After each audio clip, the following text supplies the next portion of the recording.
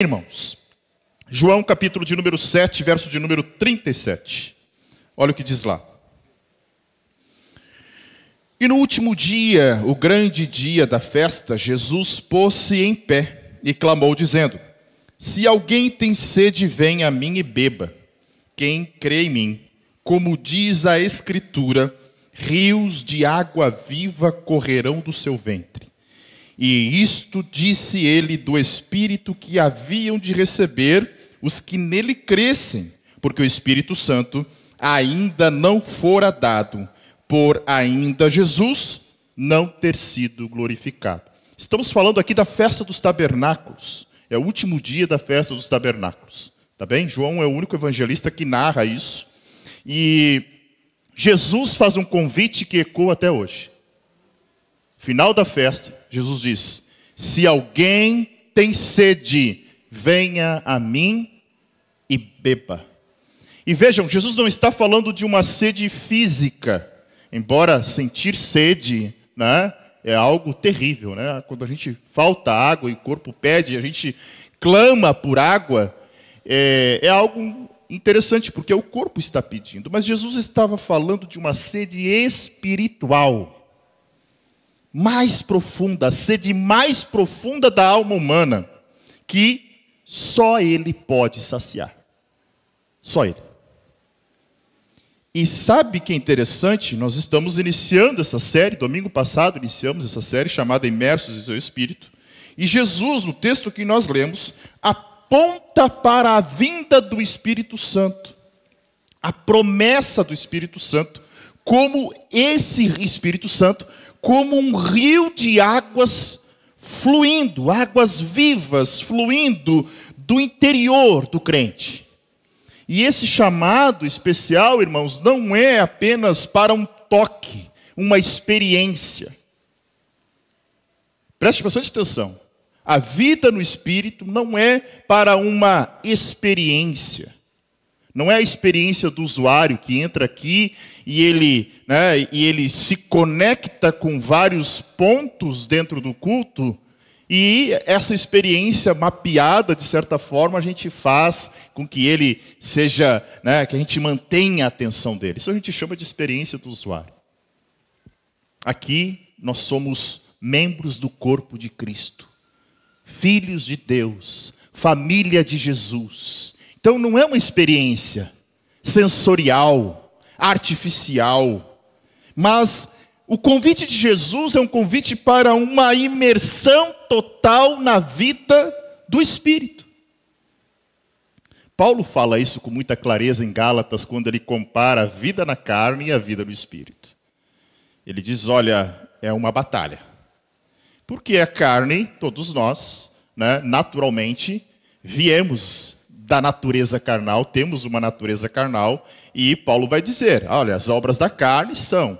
E ele lista uma lista não exaustiva de pecados da carne, falando do que o homem carnal é capaz de fazer.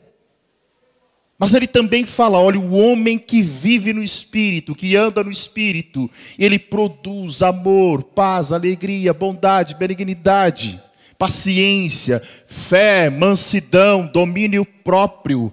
Essas são características de um homem e de uma mulher que vive no Espírito.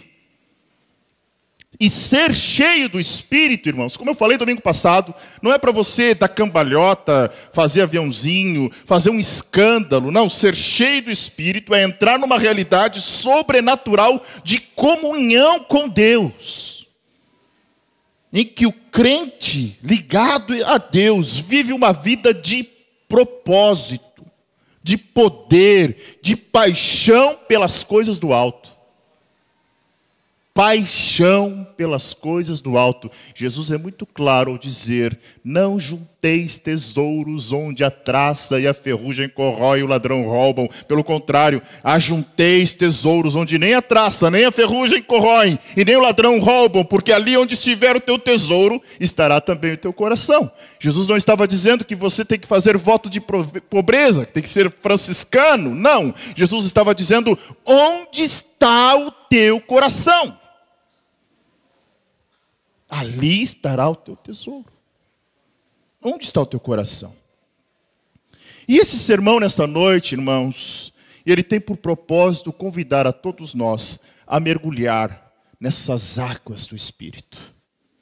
E vejam bem, começamos esta noite olhando a condição caída da humanidade. Desde o trágico episódio de Gênesis 3, o episódio da queda, a humanidade mergulhou num estado de profunda alienação espiritual. Vazio existencial, esse é o termo. Desordem interior. Vejam bem, a Bíblia diz que eu e você fomos criados à imagem e semelhança de Deus. Todo ser humano possui a imagem e semelhança de Deus, embora nós tenhamos uma imagem e semelhança desconfigurada pelo pecado, impactada pelo pecado, afetada pelo pecado. Mas imaginem ali, aquele boneco de barro, e Deus dizendo, façamos o homem conforme a nossa imagem e a nossa semelhança. E Deus sopra na narina daquele boneco o fôlego de vida, e ele passa a ser alma vivente, passa a ter vida. Imagem e semelhança de Deus, parecido com Deus. Imagem e semelhança. Semelhança, não é igual. Ele tinha semelhanças de Deus, capacidade de se relacionar, capacidade de amar, capacidade de criar. Tudo isso estava em Adão, capacidade de catalogar um nome de todas as espécies de animais. Estava lá, no primeiro homem. Ninguém soprou no ouvido de Adão para esse animal de pescoço comprido, tu vai chamar ele de girafa.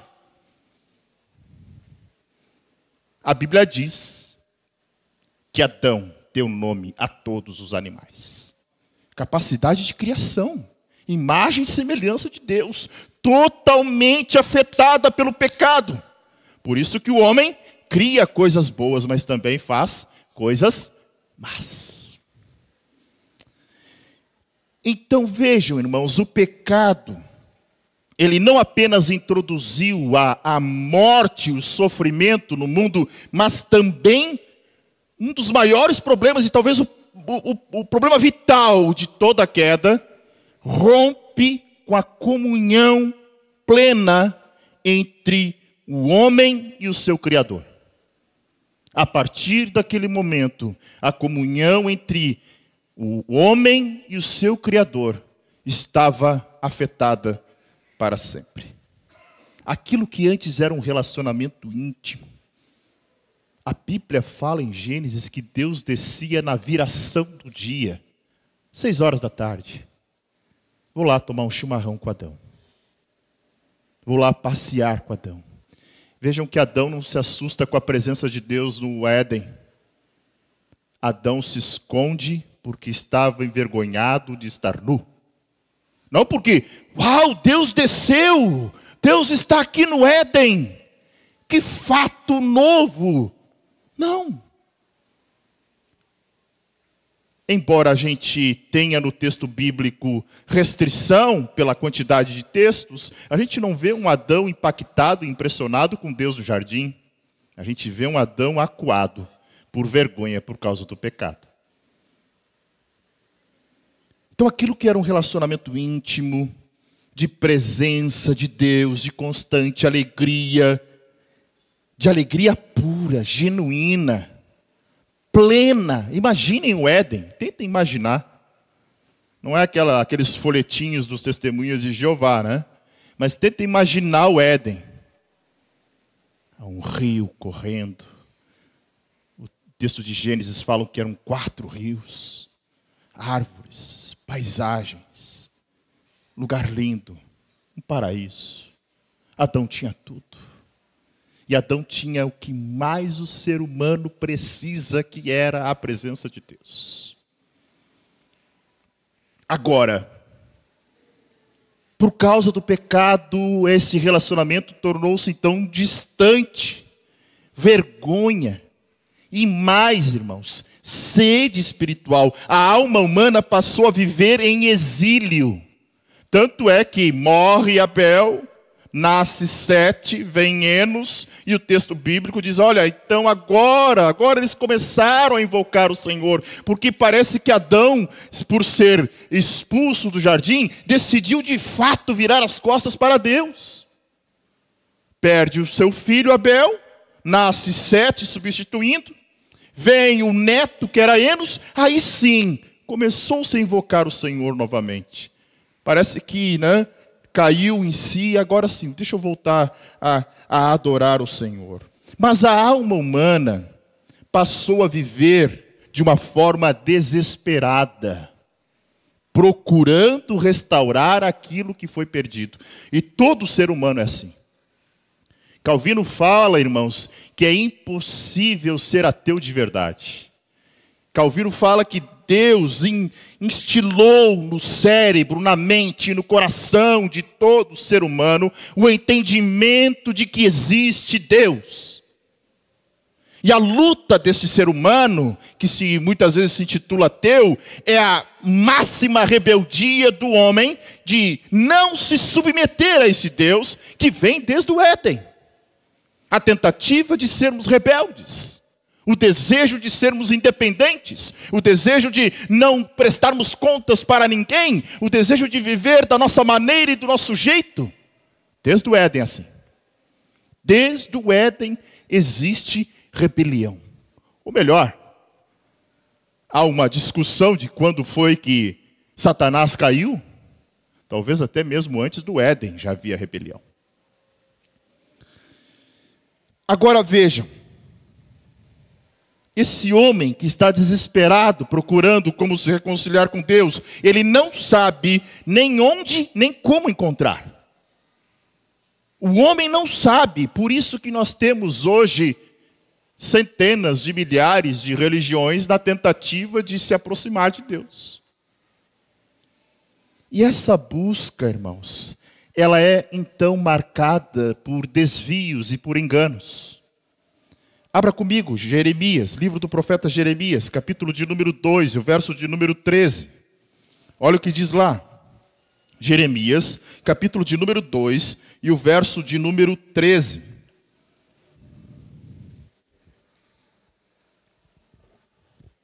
Jeremias registra aqui a acusação divina contra o povo. Olha o que diz lá. Porque o meu povo fez duas maldades. A mim me deixaram, o quê? O manancial de águas vivas. E cavaram cisternas rotas, que não retêm águas. Essa imagem aqui é poderosa. Deus se apresenta como a fonte inesgotável, viva, pura, de satisfação espiritual, mas o ser humano, em sua rebelião, abandona essa fonte. Sabe o que ele faz? Ele vai cavar a sua própria. Que miserável. Ele vai cavar a sua própria alternativa. Deus está dizendo, eu sou a fonte inesgotável. O que o homem faz? Vai cavar uma cisterna que não retém água. Fonte artificial, rachada, incapaz de reter a vida. E sabe, essa fonte que nós, seres humanos, cavamos na tentativa de sermos independentes de Deus, ela produz uma sede existencial, e essa sede se manifesta de formas multifacetadas. Sabe como? Na busca incessante por prazer, por consumo, na fome de poder, no desejo de controlar, na dependência da aprovação social. Conhecem alguém assim? Que sempre precisa da aprovação de alguém? Sempre clama por aprovação social? É esse corrompido coração que não se converte. E até mesmo, irmãos, na adesão a espiritualidades alternativas ou vazias de verdade. Está cheio de gente achando que tem Jesus no coração e está totalmente enganado. Totalmente equivocado. Sabe o que é isso? São tentativas de preencher esse abismo interior deixado pela ausência de Deus. Aí olha só, Blaise Pascal, ele vai dizer o seguinte: há no coração do homem um vazio do tamanho de Deus.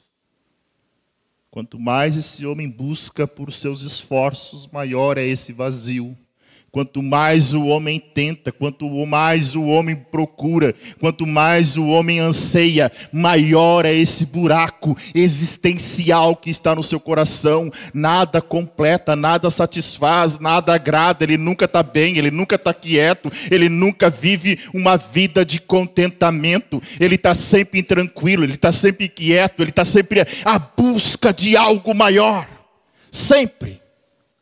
O homem é assim. O homem sem Deus está sempre, e a Bíblia fala que um abismo chama outro abismo.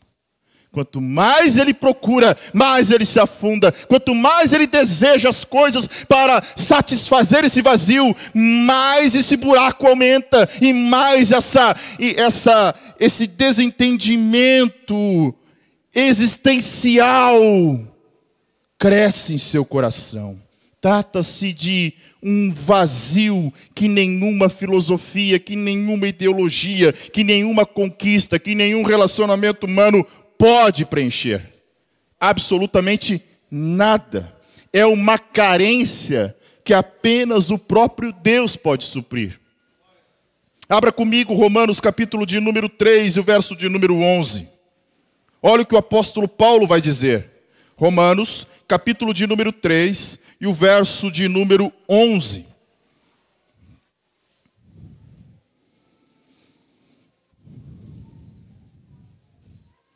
Olha o que Paulo diz: não há ninguém que entenda, não há ninguém que busque a Deus. Todos se extraviaram e juntamente se fizeram inúteis. Então vejam, irmãos, coloca para mim ali. Esta depravação humana não é apenas moral, ela é espiritual. O coração do homem é voltado para si mesmo, cego para a glória de Deus. Paulo está dizendo isso. Ele é incapaz de por si só retornar à fonte de vida. Nenhum homem. Se cada um de nós aqui fôssemos isolados, sem conhecer o Evangelho, e nos dissessem apenas, olha, procurem alguém superior, nós todos, cada um, criaríamos uma religião. Porque o desejo do homem de, pelos seus méritos, pelos seus esforços, chegar até Deus. Mas veja o que Paulo está dizendo em Romanos capítulo 3, não há ninguém. Não há ninguém que busque a Deus. Não há ninguém. Ainda assim, vejam, de forma paradoxal, essa sede permanece. Mesmo que mal direcionada, essa sede é uma centelha de esperança, porque o próprio fato do ser humano continuar buscando alguém, significa que este homem foi criado para viver perto de Deus. Ele não foi criado para viver longe de Deus. Nós não fomos criados para vivermos longe de Deus, distantes de Deus, sem relacionamento com Deus. E aí vejam o que pode acontecer. Esta tentativa humana pode criar o que a gente chama de fontes falsas. Diante desta sede espiritual que consome o coração do homem, muitos buscam desesperadamente uma fonte. Jeremias chama de fontes rotas, quebradas. Elas não armazenam água. É uma tragédia de uma geração que corre atrás de uma miragem. Como se fosse um deserto, como se o homem estivesse no deserto e ele enxerga lá, de tanto sol na cabeça, o sol causticante, ele enxerga lá uma miragem, um oásis, mas na verdade aquilo ali não existe, está só na mente dele. Assim é o homem, iludido por promessas que se revelam enganosas. Venha, dá os teus 10%, Deus vai te devolver 100 vezes mais. faça o sacrifício, e até o final do ano você conquistará o impossível. Promessas. Promessas. Ah, mas não aconteceu. Tu não teve fé. Te faltou fé. Da próxima vez, dá um pouquinho mais. Faltou fé. Olha o que Jesus diz. Na verdade, não é Jesus, perdão. Olha o que o profeta Isaías diz. Em Isaías 55, verso de número 2. Isaías 55, verso 2. Diz assim: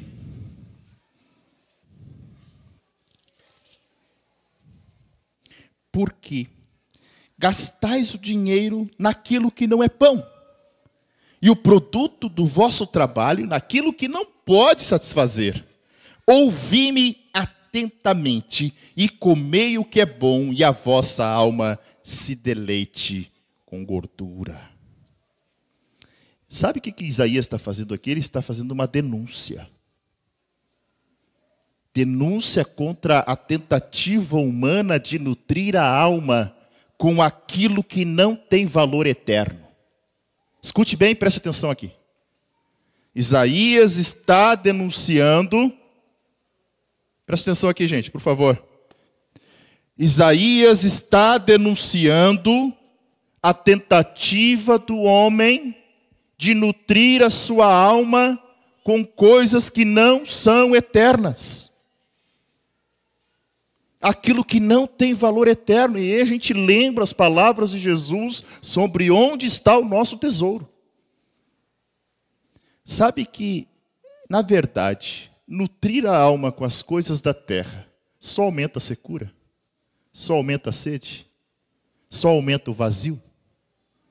Porque o mundo, irmãos, ele oferece uma variedade de substitutivos que sempre remeterão para esse vazio espiritual. O entretenimento incessante, que busca muitas vezes distrair, o consumismo, né, que promete satisfação pela posse. E sempre que alguém, se você conhece alguém que é dominado pelo consumismo, você pode perceber, aquela pessoa sempre precisa mais e mais. Como uma criança que ganha um brinquedo novo e curte o brinquedo por um momento, mas logo em seguida perde o interesse por ele e vai querer um novo brinquedo. Assim é esse homem vazio de Deus, essa mulher vazia de Deus, que substitui Deus como fonte e coloca a esperança nessas fontes terrenas, ou até mesmo em relacionamentos. E vejam, cisternas rotas, quebradas, até mesmo na religião. Pessoas que viram ativistas religiosos. Eu já presenciei pessoas que viviam de segunda a segunda na igreja. E quando quebraram esse ativismo, as pessoas perderam a fé. Pararam. Porque na verdade elas não tinham fé no Senhor Jesus. A vida delas era uma vida de religiosos. Achando que de segunda a segunda elas estavam fazendo, entre aspas, a obra do Senhor. Engano. Que obra do Senhor? Obra do Senhor é você dar testemunho. Obra do Senhor é você abrir a Bíblia na sua casa com a sua família. Isso é obra do Senhor. Obra do Senhor é a gente viver uma vida de uns para com os outros. Isso é obra do Senhor. Agora, essas fontes falsas, elas não apenas falham em saciar, né, elas não saciam, elas aprofundam a sede e alimentam uma frustração que se torna cada vez mais frequente. E sabe o que é pior, irmãos? Elas aprisionam a alma do homem. Pessoas que preenchem esse vazio com aquilo que é da terra estão aprisionados. E olha o que Jesus vai dizer para a mulher samaritana em João 4. A mulher samaritana é um retrato vívido de pessoas que procuram alimentar a sua alma com qualquer outra coisa que não seja Deus. Aquela mulher estava em busca de quê? De amor, de pertencimento. E ela já estava no sexto homem, que não era o seu esposo. E olha que interessante, Jesus não está condenando ela. Jesus revela. Diz, olha, teve 5, e esse que tu está agora também não é teu. Mas Jesus estava revelando o coração dela. Dizendo o seguinte, tu busca nos homens aquilo que só Deus pode dar. E quando Jesus oferece para ela água viva, Cristo está se apresentando como a única fonte capaz de saciar completamente o anseio da alma. Está com a Bíblia aberta? Vamos lá para João 4,14. Olha só. João, Evangelho de João, capítulo 4, e o verso de número 14. Palavras de Jesus. Olha o que o Senhor Jesus está dizendo aqui. Palavras dele. Mas aquele que beber da água que eu lhe der nunca terá sede, porque a água que eu lhe der se fará nele uma fonte de água que salte para a vida eterna. Essa água aqui, irmãos, não é um símbolo genérico de espiritualidade, trata-se justamente de vida eterna. João aqui relata que Jesus está dizendo o seguinte, é a comunhão perdida lá no Éden, restaurada por meio de Cristo, através também da obra do Espírito Santo, que habita no interior do crente e o renova continuamente. Promessa de descanso para coração aflito. Escute, promessa de descanso para corações aflitos. Mas esse descanso não se encontra nas ofertas do mundo. Gente, está cheio de gente. Às vezes as pessoas pensam, né? Olha, se eu conseguisse, né, mudar de vida, ganhar 10 vezes mais do que eu ganho, eu seria feliz. Engano, irmãos. Não consegue ser feliz agora, não vai ser feliz com 10 vezes, com 100 vezes mais. Não é aí. Porque você está projetando a felicidade nas coisas erradas. Você está projetando felicidade nas coisas. Enquanto que a felicidade, a alegria, ela está em Deus. Não são as circunstâncias. Está cheio de gente milionária, bilionária, infeliz. Pensando todo dia em tirar a própria vida. Está cheio de gente assim. Então a verdadeira felicidade não está nas coisas. Claro que se você tem condições de melhorar, melhore. Se tem condições de estudar, estude. Se tem condições de empreender, empreenda. Mas a felicidade não está nessas coisas. A felicidade está na pessoa de Jesus. Na segurança que Ele nos dá. Na certeza de uma vida eterna, na certeza de um preenchimento em que nada desse mundo pode satisfazer, a não ser Ele. Amém. Aleluia. Agostinho de Hipona, ele expressa uma verdade imortal, dizendo o seguinte, olha só, fizeste-nos para ti. E inquieto está o nosso coração enquanto não repousa em ti. Sabe quando você vai se acalmar? Quando você entregar tudo para Ele. Sabe quando a tua alma vai se aquietar? Sabe quando essas incertezas que perturbam a tua mente vão se calar? Quando você se entregar de fato para Ele. Enquanto você ficar dividido com as coisas deste mundo, você continuará vivendo essa vida de incertezas, essa vida de preocupações, essa vida de turbulências na tua mente. Porque quando nós entregamos a nossa vida para Ele, nós descansamos na sua soberania. Ele tem o controle, Ele está controlando tudo, Ele não perdeu a direção, Ele continua mantendo e sustentando todas as obras de suas mãos. Descanse, para de se perturbar. Como diz o salmista, porque está abatido a minha alma, porque te perturba dentro de mim, espera em Deus, espera nele. Então o coração humano, diante desta frase de Agostinho, nós podemos ver que ele foi o quê? Moldado para Deus. O coração do homem foi moldado, e quando tenta se saciar com outras coisas, permanece inquieto. Desesperado, fragmentado, cansado. Está cansado? Tem pessoas que estão quase desmaiando em pé. quase desmaiando, não descansam.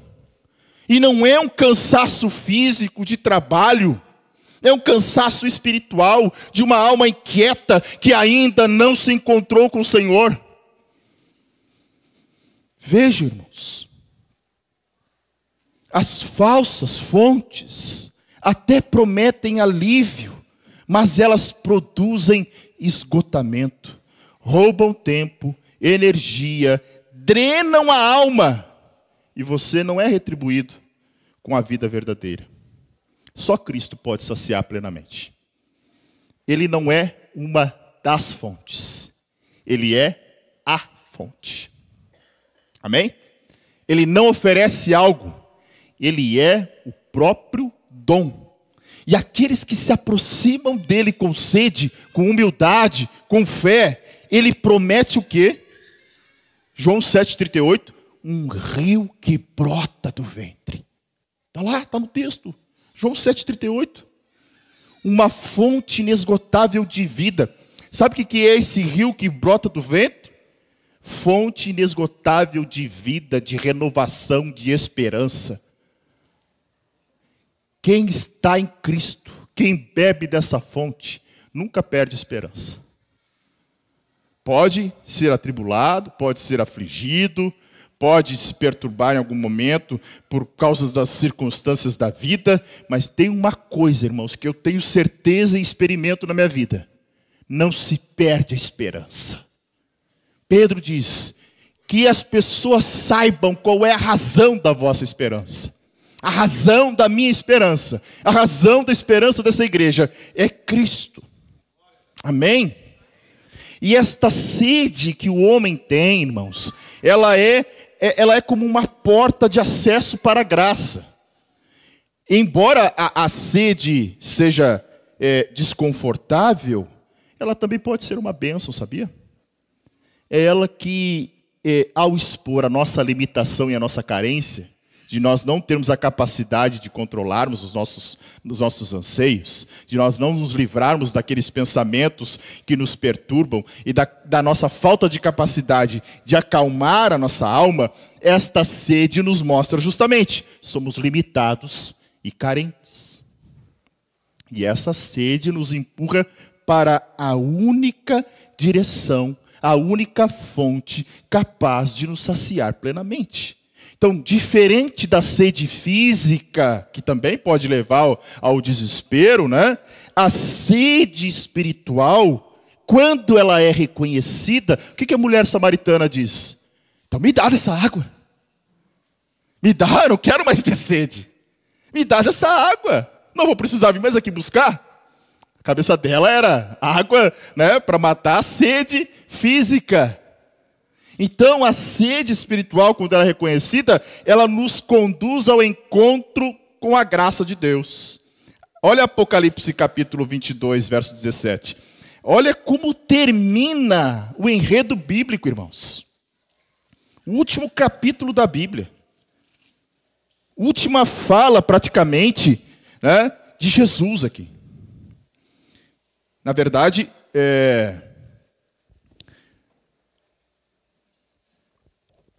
do próprio Espírito, né? Dizendo o seguinte: e o Espírito e a esposa dizem, vem. E quem ouve, diga, vem. E quem tem sede, venha. E quem quiser, tome de graça da água da vida. Um convite divino que ecoa como um grande apelo final das Escrituras. Quem tem sede, venha. E olha só, não há nenhuma exigência além de sede. A graça é oferecida gratuitamente a qualquer alma sedenta. Abra comigo Salmos de número 42. Estou com calor aqui, se vocês estiverem com calor, fique à vontade de ligar o ar, tá? Não tem problema, eu posso passar calor. Mas está quente. Salmo de número 42, verso 1 e o verso 2. Olha o que diz lá. Assim como o servo brama pelas correntes das águas, assim suspira a minha alma por ti, ó Deus.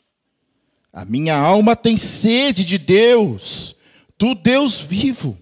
Quando entrarei e me apresentarei ante a face de Deus? Olha o anseio que o salmista descreve a respeito do servo aqui, né? Servo, ansiando por água. Imagine o calor escaldante, irmãos. E esse anseio representa justamente esse calor escaldante em que uma alma busca refrigério. Todas as vezes que nós nos ansiamos, nós estamos mostrando justamente o desejo por esta fonte que é capaz de refrigerar as nossas almas. E esse clamor, ele não é produzido pela nossa vontade. Ele é gerado pelo próprio Espírito Santo. Olha lá João 6,44. Vejam bem. João 6,44. Diz assim: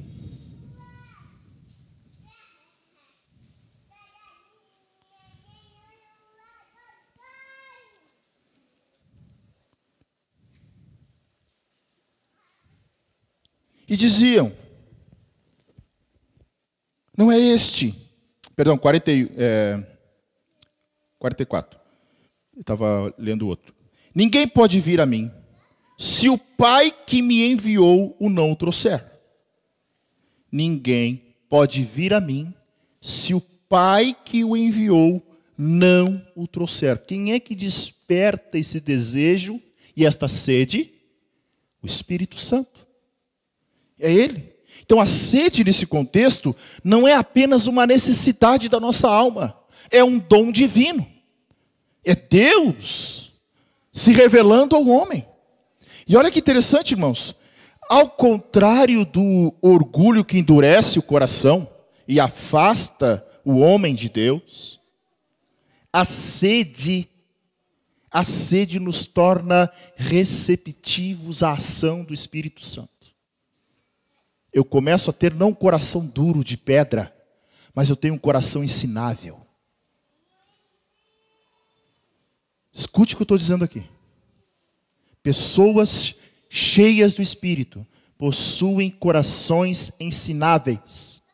Pessoas que rejeitam a instrução, rejeitam a correção, rejeitam a palavra, elas possuem corações de pedra. E esses corações não foram regenerados ainda. E o que endurece o coração? O orgulho. O orgulho afasta o homem de Deus.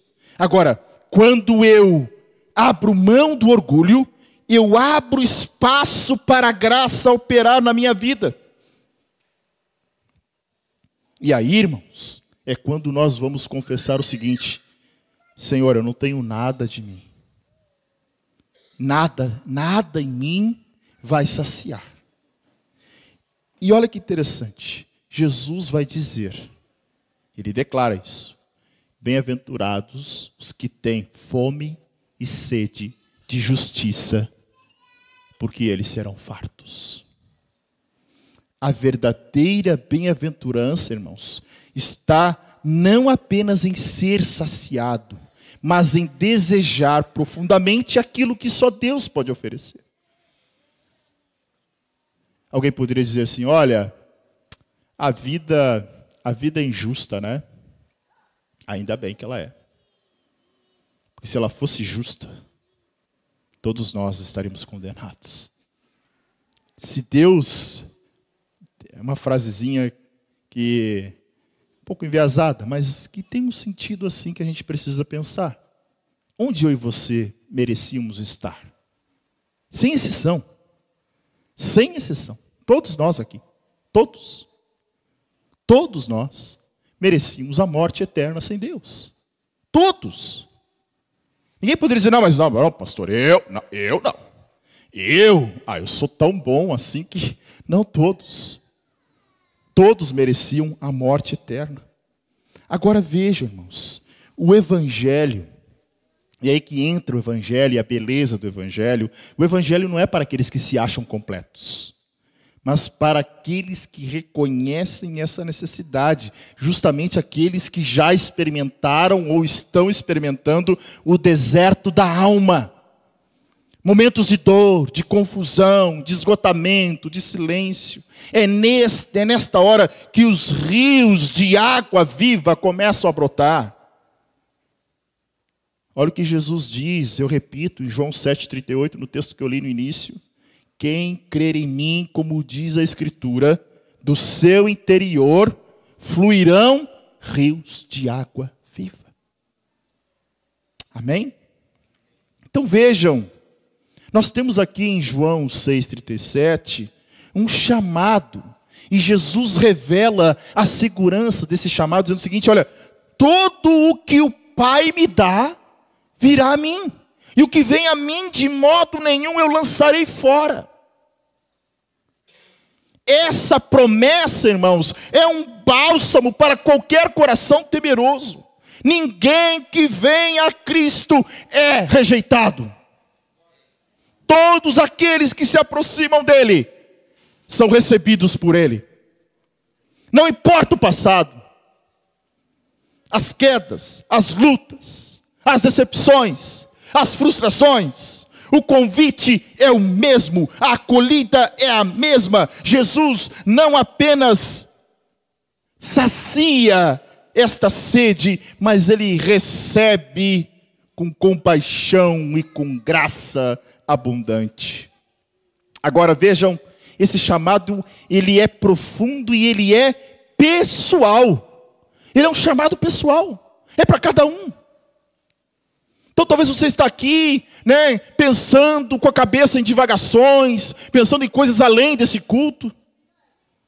Eu quero te chamar a atenção para essa noite e que você realmente internalize essa mensagem e veja que este é um chamado pessoal. E se você está aqui, é porque talvez Jesus está te chamando. E não importa o título, não importa a posição. Talvez você tenha que ouvir o chamado de Jesus hoje. É necessário vir. É necessário responder com fé. Entregar-se, confiar. Lutero vai dizer, a fé é uma confiança viva no favor de Deus. Então, irmãos, pode colocar para mim ali, eu acho que é a anterior. Não se trata de uma mera crença intelectual, mas o mover do nosso coração em direção a Cristo. Eu tenho falado, e as pessoas às vezes precisam ouvir isso. Às vezes a gente cria, né? Olha, aquele guarda-chuva, aquela pirâmide. Em primeiro lugar Deus, depois a família, depois o trabalho, depois a igreja. Errado. Totalmente errado. Deus quer estar em todos os lugares. Porque daí a gente cria um senso de, não, Deus acima de tudo. Ah, pastor, eu amo a Deus acima de todas as coisas. Deus acima de tudo. Deus acima de todas as coisas. Mas Deus está lá na família. Deus está no teu trabalho. Deus realmente está na tua família? Ou é só a religião do domingo? Realmente, durante a semana, tu abre a Bíblia em casa, tu dobra os teus joelhos, tu reúne a tua família em torno da palavra, tu ministra essa palavra para a família, tu compartilha. Ou Deus é só, né, o objeto, né, talvez de refúgio, de saída, um escape para você. Não, mas Deus está acima de tudo. Mas daí ele está na família, ele não está no trabalho, ele não está nas outras coisas. Deus quer ser o Senhor de tudo na tua vida. Não importa onde as outras coisas estão. Não importa como tu prioriza o restante, Deus quer estar em todas as tuas prioridades. E quando Ele não está, a vida vira uma bagunça. Ah, mas pastor, Deus está acima de tudo. Mas e nas outras coisas, irmãos? Daí as outras coisas viram uma bagunça. O relacionamento vira uma bagunça, a casa vira uma bagunça, o trabalho vira uma bagunça, nada se entende. Por quê? Porque a gente isolou Deus no topo, não, Deus acima de tudo. E nas outras coisas Deus não está presente. Engano. Autossuficiência. Esta noite é uma noite de você entregar a tua autossuficiência para Ele. E além de ser um convite individual, pessoal, é um convite para a igreja também. Fomos chamados para proclamá-lo com clareza e compaixão. O Evangelho não é um clube elitista. Não é reservado para poucos. Mas ele é uma fonte aberta para todos. O que a palavra diz? Quem quiser, venha. É para todos, não é um clube fechado. Não pregamos uma religião por mérito, mas é uma mensagem de graça, de amor, vinde. Então nossa tarefa como igreja é anunciar que ainda há água viva, num mundo sedento como este, e que o convite ainda é válido, e que ninguém, irmãos, é indigno demais, longe demais, quebrado demais, que Jesus não possa consertar, que Jesus não possa restaurar. Ah, pastor, eu sou um lixo, eu sou um pecador, eu não presto, não tem mais jeito. Talvez na tua cabeça não tem mais jeito, para Ele tudo tem.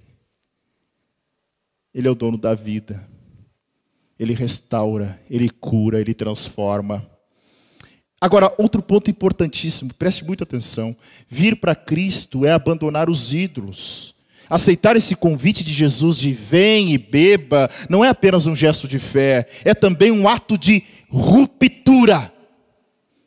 Ir a Cristo exige o abandono dos ídolos do coração, das falsas fontes, nas quais a gente sempre tenta matar a sede. Escute, irmãos, não há como receber água viva sem antes mudarmos a fonte. Se nós não mudarmos a fonte, se nós não esvaziarmos esse cântaro quebrado, onde nós colocávamos nossa esperança. Olha, preste atenção, o povo de Israel, mesmo após ser liberto do cativeiro egípcio, frequentemente olhava para trás com saudade do Egito. Ah, Moisés, tu trouxe nós aqui para a gente morrer no deserto. Não tinha túmulo suficiente lá. Ah, que saudade dos melões, das cebolas. Ah, Moisés, lá a gente tinha carne. Uma inclinação, e às vezes, irmãos, preste atenção. Às vezes nós estamos igual a Israel, olhando para trás para o Egito espiritual. E uma tendência de preferir uma segurança ilusória dos ídolos. Vejam, Timothy Keller escreve um livro chamado Deuses Falsos. E ele diz, olha, um ídolo é qualquer coisa mais importante para você do que Deus. Qualquer coisa que absorve seu coração, sua imaginação, e mais do que Deus. Eu vou dizer, não, mas pastor, eu amo a Deus acima de tudo. Aí Keller vai dizer o seguinte, tá, e aí? O que hoje tu perderia, algo que tu perderia que te acabaria a tua vida? Algo que você, se você perdesse, você estava falido, quebrado, sem esperança. Ali pode ser o teu Deus. Keller vai dizer o seguinte, olha só, quando algo se torna mais fundamental que Deus para a sua felicidade, identidade, sentido de vida, esse algo se tornou um Deus. Podia ser o púlpito. Ah, minha vida está aqui. Se tornou meu Deus. Se tornou meu Deus. Então vejam, ele diz, aquilo que te traz felicidade, identidade, o sentido de vida, se tornou o teu Deus. Então talvez a gente esteja aqui, adorando e levantando a mão, cantando e pregando, mas será que nós não estamos fabricando deuses em nossos corações? Beber, irmãos, desta fonte exige largar os ídolos que prometem saciar e que drenam a alma. E isso inclui ídolos invisíveis e ídolos visíveis. Orgulho, riqueza, status, prazer, controle, aprovação dos outros, ou até mesmo uma religiosidade sem coração. Tudo isso pode se tornar um ídolo. Abra comigo 1 Coríntios, capítulo de número 10 e o verso de número 21. Olha o que Paulo diz lá.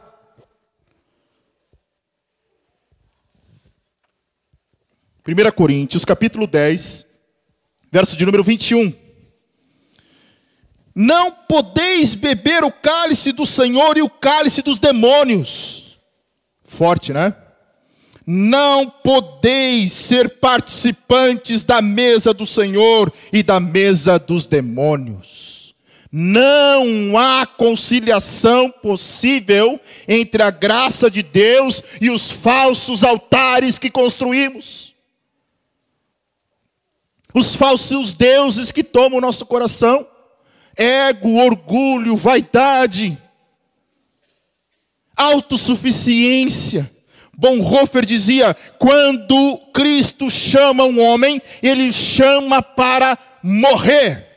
Morrer para si mesmo, para os sonhos egoístas, para os ídolos silenciosos que se escondem em nossos corações. Não é fácil, mas é glorioso. A renúncia exigida por Cristo é sempre superada pela abundância que Ele mesmo oferece. Abandonar os ídolos, irmãos, é o único caminho para experimentar a verdadeira liberdade. Paulo vai dizer em Gálatas capítulo 5, verso 1, foi para a liberdade que Cristo vos libertou. Sejam livres. Vejam, Jesus não é um acréscimo à vida antiga que você levava, é o problema da igreja atual. Desses 60 milhões de crentes, os crentes do IBGE, 60 milhões no país. Mas eles colocaram mais um acessório na vida, Jesus. Jesus e, sei lá, constelação familiar. Jesus e o horóscopo. Jesus e a vidinha que eu levava baseada no status que eu sempre vivi. Jesus e mais alguma coisa. Ou a minha vida mais Jesus. Jesus não é um acréscimo à vida antiga, irmãos. Ele é o início de uma nova vida. Ele é o início e o fim de uma nova vida. Então vir a Ele é render-se por inteiro, é deixar o Egito, é deixar essas coisas que nos escravizam. Ele é a única fonte, manancial perene. E que fonte maravilhosa. Olha a frase que ele diz para a mulher samaritana. Aquele que beber da água que eu lhe der, nunca mais terá sede. Então beba, se aproprie da promessa hoje. E sabe como é que você se apropria da promessa? Pela fé. Beber significa apropriar-se da promessa pela fé. Olha o que João declara. João, Evangelho de João, capítulo 1, verso de número 12. João, capítulo 1, verso de número 12. Mas a todos quanto receberam, deu-lhes o poder. O que ele deu? Poder. De serem feitos filhos de Deus, ao que crerem no seu nome. Que texto. A fé é o que faz eu beber desta água. Hebreus capítulo 11, verso 6 afirma que sem fé é impossível agradar a Deus. E vejam, irmãos, muitos estão perto da fonte. Preste atenção. Muitos estão perto da fonte, mas não bebem por dois motivos: incredulidade e passividade. Muitos estão pertinho da fonte. Vem Jesus passar, ouvem ele falar. Ele está falando, a palavra é dele, não sou eu. Eu sou um mero falador. Sou só o que transmite. A palavra é dele. E ele está falando. Então tem muitos ouvindo e deixando a fonte. Não, eu estou satisfeito com a minha cisterna rota. E continua bebendo de uma água suja.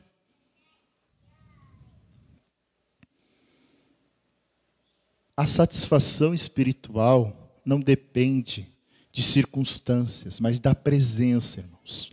Paulo diz aos Filipenses, capítulo 4, verso 11 a 13, aprendi a viver contente em toda e qualquer situação, eu posso todas as coisas naquele que me fortalece.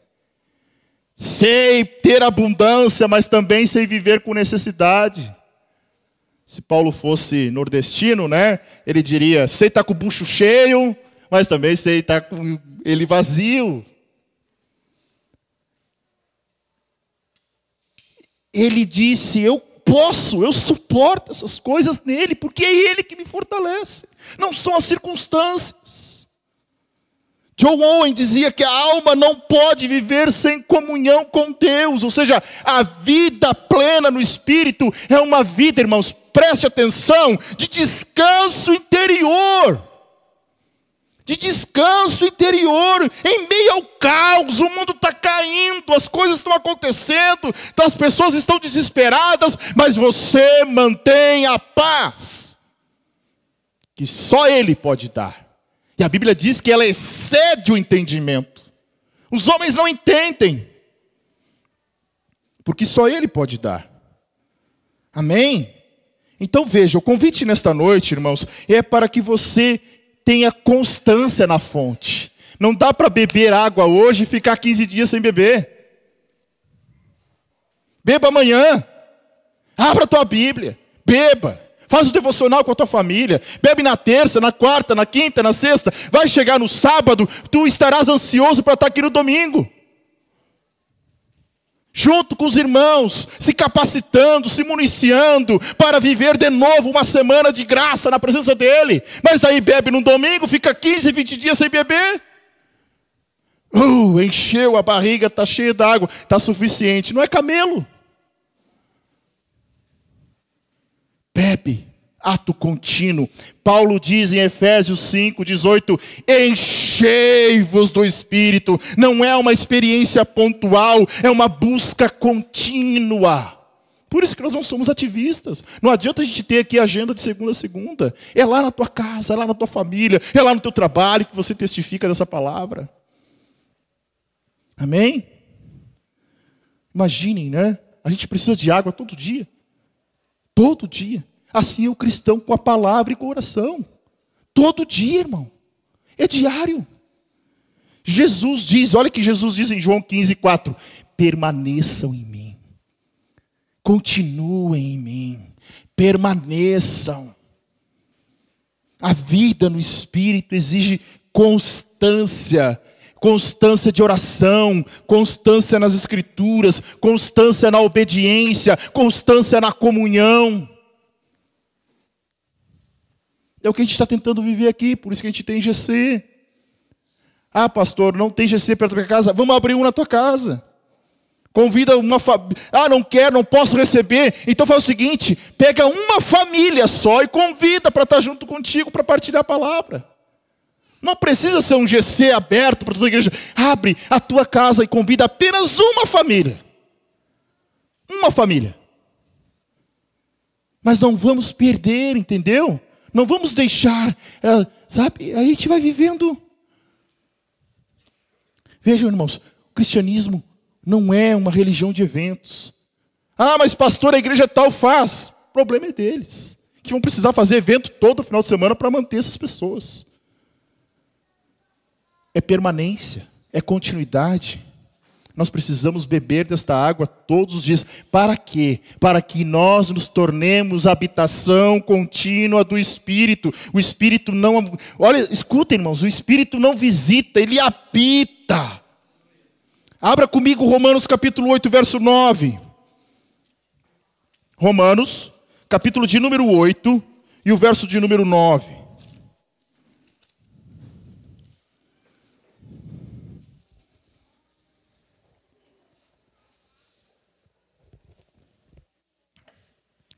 Isso que eu estou falando não inclui os irmãos que às vezes precisam se afastar por enfermidade, por trabalho, por cuidados de filhos, né?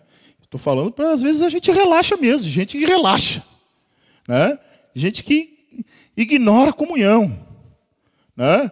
Gente que vai tirar férias, gente que tem os netos para cuidar, isso aí acontece na vida de igreja. Às vezes a gente precisa se afastar um pouquinho, outros estão mais próximos. É a vida, é normal isso, acontece. O problema é quando isso vira uma rotina, né? Quando a gente despreza a vida de igreja, despreza a vida na palavra, despreza a vida na oração. A gente tem as fontes, irmãos. Olha o que Paulo diz em Romanos capítulo 8, verso 9. Vós, porém, não estáis na carne, mas no Espírito, se é que o Espírito de Deus habita em vós. Mas se alguém não tem o Espírito de Cristo, esse tal não é dele. Então, olha o que Paulo está dizendo. A presença do Espírito é a marca do cristão. Fostes selados, batizados com o Espírito. É a nossa marca. Estamos selados, temos a marca dele. Por isso que nós temos o Espírito. Paulo também lembra em 1 Coríntios capítulo 6, verso 19, que diz: acaso não sabeis que o vosso corpo é templo do Espírito Santo? Ou seja, esta habitação muda tudo. Nossa identidade, nosso propósito, nosso estilo de vida. Caramba, a gente carrega o Espírito. A gente é templo dele. Ele habita em nós. É o próprio Deus. Imaginem, irmãos. Imaginem. Todos os esforços religiosos do homem, na tentativa de se religar com Deus, ninguém, absolutamente ninguém, nenhuma religião, declara isso que as Escrituras estão dizendo. Ele habita em vocês. Que palavra poderosa. Ele habita, ele está aí. O próprio Deus habitando em nós. Sinclair Ferguson diz, né? A maior bênção da salvação não é escapar do inferno, irmãos. É ter o próprio Deus habitando em nós. Esta é a maior bênção.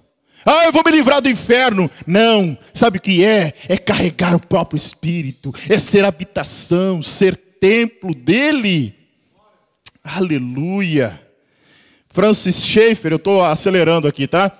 Ele dizia: o cristianismo verdadeiro produz não apenas palavras corretas, mas uma vida correta. Em outras palavras, Paulo vai dizer: novidade de vida.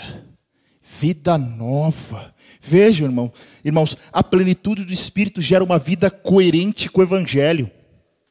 A gente chama isso de praxis. A prática, ela é evidenciada. Ou melhor, a ortodoxia é evidenciada na praxis. O que eu creio é evidenciado naquilo que eu vivo. Então, quando nós estamos aqui reunidos, domingo, cantando, celebrando, dando glórias a Deus por esta palavra, isto é ortodoxia, doxologia. Agora, a praxis, a vida prática, ela vai acontecer quando? Lá na segunda-feira. Quando você for desafiado a manter o domínio próprio. Quando você for desafiado a ser paciente. Quando você for desafiado a ser misericordioso. Quando você for desafiado a ser amoroso. Quando você tem a vontade de pegar um colega de trabalho ou alguém e pelo pescoço. E daí tu diz: não. Domínio próprio. Domínio próprio, amor, perdão, misericórdia. E quanto mais tu buscar, mais parece que o diabo bota todo mundo no teu caminho. Né? Vem filisteu, vem amalequita, vem tudo quanto é incircunciso, vem no caminho. Domínio próprio. Amém, irmãos? Vejam, eu quero citar aqui 3 barreiras sobre a imersão do Espírito. Primeiro, a incredulidade e a resistência. A maior barreira à imersão numa vida do Espírito é a incredulidade. Hebreus capítulo 3, verso 12 adverte: contra um coração mau e infiel que se afaste do Deus vivo. Então, a incredulidade impede o fluir da graça de Deus. Segundo, pecados não confessados. O pecado entristece o Espírito Santo. Efésios 4:30. Ele impede a plenitude. O salmista em Salmo 66:18 diz: se no meu coração contemplar a vaidade, o Senhor não me teria ouvido. Viver com pecados ocultos, amargura, mentira, imoralidade ou idolatria, bloqueia o fluir da vida no Espírito. Então, irmãos, o caminho desta restauração passa pela confissão e pelo arrependimento. Quando nós trazemos à luz o que está nas trevas, o sangue de Jesus nos purifica e o Espírito nos enche novamente. Então vejam que a santidade não é um peso. A santidade é liberdade. A W. Tozer ensinava que o Espírito vem onde é bem-vindo. Uma vida impura não cria um ambiente hospitaleiro para o Espírito. Por isso que a Bíblia fala: confessem os seus pecados uns para os outros. E terceiro, irmãos, indiferença e apatia espiritual. O Espírito de Deus, ele deseja ser desejado. Apocalipse capítulo 3, verso 15, quando Jesus está falando da igreja de Laodiceia, ele diz: quem dera fosses frio ou quente, tu és morno e eu estou a ponto de vomitar-te da minha boca. É claro que tinha toda uma questão histórica, que a gente já estudou aqui, né, sobre as águas que desciam de Herápolis, que tinha lá águas termais, e chegavam em Laodiceia como águas mornas. Então água morna não dá vontade de nada, né? Não serve para um chimarrão, não serve para saciar a sede. Água morna não serve para nada, embrulha o estômago. O que Jesus estava dizendo para essa igreja era indiferença espiritual. A indiferença espiritual é um veneno. A indiferença espiritual é alimentada por uma rotina, por uma religiosidade morta, pela falta de vigilância. Olha o que Leonardo Ravenhill dizia: o Espírito Santo não visita túmulos, mas altares vivos. Amém, irmão? Que nesta noite você possa reconhecer a sua sede. Venha até Jesus com fé. O convite é especial. Venha a mim. Não é para uma doutrina, não é para uma igreja, não é para uma experiência, é para Cristo. Ele é a fonte, Ele é o caminho. Glória a Deus por isso. E encerrando, irmãos, esse convite permanece. Se alguém tem sede, venha a mim e beba. Esse é o chamado para a imersão. Esse é o chamado para esta igreja ser imersa em seu Espírito. Ou seja, uma vida plena, cheia, transbordante do Espírito. E eu encerro com a frase de Dwight Moody que dizia: o mundo ainda está para ver o que Deus pode fazer com um homem totalmente consagrado a Ele. John Wesley dizia: dá-me 100 homens que temam só o pecado e que glorifiquem a Deus, e eu abalarei o mundo. Sabe o que está faltando? Gente na fileira. Está faltando gente na fileira. O próprio Jesus disse: orem para o Senhor da seara, que Ele mande ceifeiros, porque a seara é grande, os ceifeiros são poucos. Roguem. Ele disse: roguem ao Senhor da seara. Clamem ao Senhor da seara, porque a seara é grande. Todos os dias, milhares, centenas de milhares estão a passos largos para o inferno, morrendo, indo para o inferno. Escute bem. Talvez familiares teus, talvez amigos teus, colegas teus, estão indo para o inferno. E escute mais uma coisa. Em nenhum lugar a Bíblia fala que eu e você poderemos orar por quem foi para o inferno, para quem morreu. Em nenhum lugar a Bíblia diz que acenderemos velas e as pessoas sairão de um purgatório e irão para o céu. Cabe ao homem morrer uma única vez, diz essa palavra. E depois disso vem o juízo. Uma palavra para nós, mas também um alerta, porque talvez a gente esteja assim, acomodado. conhecendo um monte de gente que a gente ama, que a gente gosta, e muitas vezes se calando, ocultando a mensagem que nós carregamos, que nós portamos, que nós conhecemos. Talvez até dentro da nossa casa. Pessoas que estão indo para o inferno, porque não tiveram um encontro real com Jesus. Ele está dizendo: venha, beba da água.